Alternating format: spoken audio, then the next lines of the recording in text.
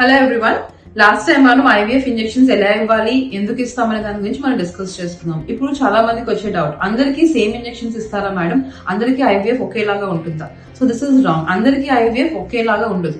మీ IVF stimulation కానీ మీకు ఎందుకు ఐవీఎఫ్ చేస్తామనే దాని ఇండికేషన్ కూడా ఇండివిజువల్ పేషెంట్ బట్టి ఉంటుంది. మనం ఇచ్చే ఇంజెక్షన్స్ కూడా డిఫరెంట్ పేషెంట్స్ డిఫరెంట్ గా ఇస్తాం. కొంతమందికి ఎగ్ రిజర్వ్ అనేది చాలా బాగుంటుంది, ఏజ్ యంగ్ గా ఉంటుంది, స్పర్మ్ అనేది చాలా బాగుంటుంది. అట్లాంటి వాళ్ళకి మనం లో డోసెస్ లో ఇంజెక్షన్స్ ఇవ్వచ్చు, మైల్డ్ స్టిమ్యులేషన్స్ అనేవి చేయొచ్చు. కొంతమందికి ఎగ్స్ చాలా తక్కువగా ఉంటాయి, ఏజ్ అడ్వాన్స్ గా ఉంటుంది, 35-37 ఇయర్స్ ఎక్కువ ఏజ్ ఉంటుంది, 40 ఇయర్స్ ఉండే వాళ్ళు కూడా ఉంటారు. సమ్ టైమ్స్ కొంతమందికి స్పర్మ్ అనేది చాలా తక్కువగా ఉంటుంది, స్పర్మ్ ప్రాబ్లమ్స్ ఉండొచ్చు.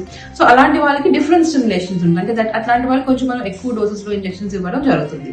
కొంతమందికి very low reserve with advance age 37-40 years వాళ్ళకి గ్రోత్ హార్మోన్ కూడా సమ్ టైమ్స్ మనం ఇవ్వడం జరుగుతుంది. సో నా టాకింగ్ అబౌట్ ద కోమార్బిడ్స్ అంటే ఇప్పుడు కొంతమందికి ఓవరీస్ అంతా నార్మల్ గా ఉంటాయి, యూట్రస్ అంతా నార్మల్ గా ఉంటుంది. అట్లాంటి వాళ్ళకి మనం ఎంబ్రియోస్ క్రియేట్ చేసాక ఎంబ్రియో ట్రాన్స్ఫర్ అనేది వెంటనే చేయొచ్చు.